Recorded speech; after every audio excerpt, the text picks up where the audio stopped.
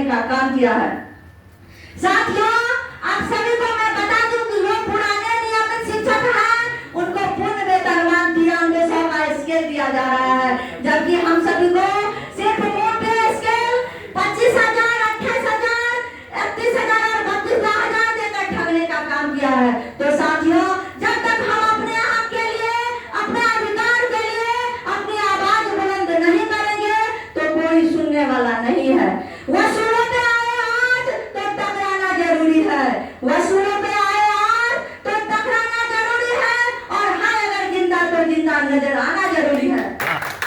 यहाँ उपस्थित परिसर में जो भी हमारे पदाधिकारी, सभी के सभी बीपीएससी विद्यालय अध्यापक जिला इकाई मुजफ्फरपुर के पदाधिकारीगण हैं, और आप सभी जो अपने जिस एनर्जी, जिस आभा के साथ यहाँ उपस्थित होकर इस परिसर को जगमगा रहे हैं, आने वाले समय में मुझे पूरा विश्वास है कि एक बीपीएससी विद्यालय अध्यापक इस बैनर को मजबूत करने का काम करेंगे।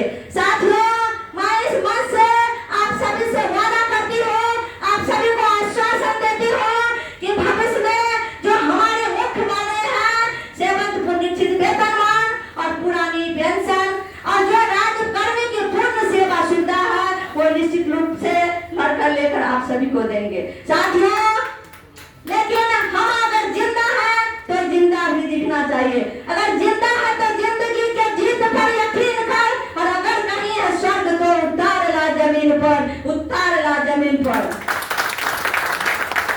साथियों, आप सभी जानते हैं कि हर समय कभी न कभी संघर्ष करना पड़ता है, जब तक हम संघर्ष नहीं करेंगे हम निकलेंगे नहीं। आप सभी जानते हैं कि उत्तर में हिमालय से जो गंगा नदी बहती है कितने पहाड़ पर्वत को छूते हुए आगे बढ़ती है, और जब जितना आगे बढ़ेगी, जितना संघर्ष करती है उतना पवित्र बनती है। तो पवित्र बनने के लिए हम सभी को संघर्ष करना पड़ेगा। आप सशक्त होइएगा, संगठन सशक्त होगा, और जब संगठन सशक्त होगा तो निश्चित रूप से हमारी जो भी मांगे हैं सरकार मजबूर होगी मांगने के लिए। तो सबसे पहले अपने संगठन को सशक्त और मजबूत करने का प्रयास करें। आप सभी हमें मुजफ्फरपुर की धरती से जो इतने एनर्जी दिए हैं, आप सभी को मैं कोटिस वंदन करती हूँ, और यहाँ जितने भी पदाधिकारी दिन रात एक करके यह जो सम्मान समारोह आयोजित किए हैं उनको भी मैं कोटि कोटि प्रणाम करती हूँ। ना संघर्ष ना तकलीफ तो क्या मजा है जीने में, ना संघर्ष ना तकलीफ तो क्या मजा है जीने में। अब बड़े बड़े तूफान थम जाते हैं जब आग लगी हो सीने में, जब आग लगी हो सीने में। आप सभी जानते हैं कि जब बीपीएससी के द्वारा शिक्षकों की बहाली हुई तो उस समय पाठक जी जैसे बड़े एसीएस यहाँ पधारे थे, उनके दर से एक एक पदाधिकारी को बोलने तक भी हिम्मत नहीं थी। कहने को 76 संगठन थे। आपने देखा होगा कि कोई भी संगठन चूस शब्द निकालने के मूड में नहीं था, सब लोग जैसे भीड़ में घुस गए थे।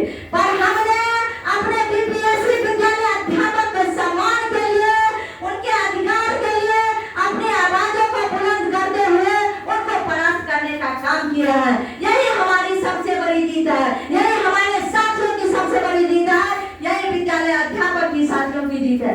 साथियों, जब नोटिफिकेशन आया था तो उस समय मेरिट कम चॉइस के आधार पर हम लोगों को विद्यालय पदस्थापन करने की बात की गई थी, लेकिन अपनी तानाशाही से हमारे सपनों को तोड़ने का काम किया। आज जो परिस्थितियां उत्पन्न हुई है, यहाँ बहुत सारे ऐसे साथी हैं जो अभी भी स्थानांतरण में ताक लगाए बैठे हैं कि कब स्थानांतरण होगा और हम अपने गृह प्रखंड, गृह जिला और गृह पंचायत में जाने का कार्य करेंगे। तो यह बीमारी उस समय दी हुई पाठक जी की देन है।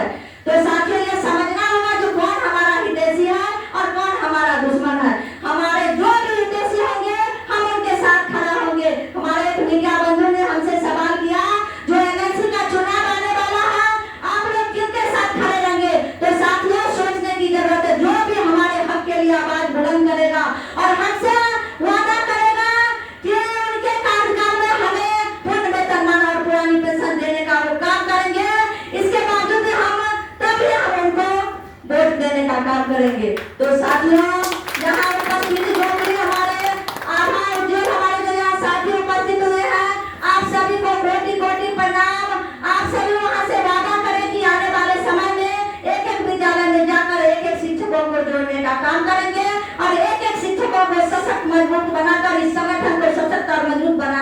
काम करेंगे। आप पिछले सप्ताह आप सभी ने देखा जो हमारे जो माननीय शिक्षा मंत्री है तरह तरह के सगुफे छोड़ रहे थे। उसी सगुफे में एक बात थी जो हम आईएएस से बेहतर शिक्षक लाएंगे, आईएएस से बेहतर योग्य शिक्षक लाएंगे।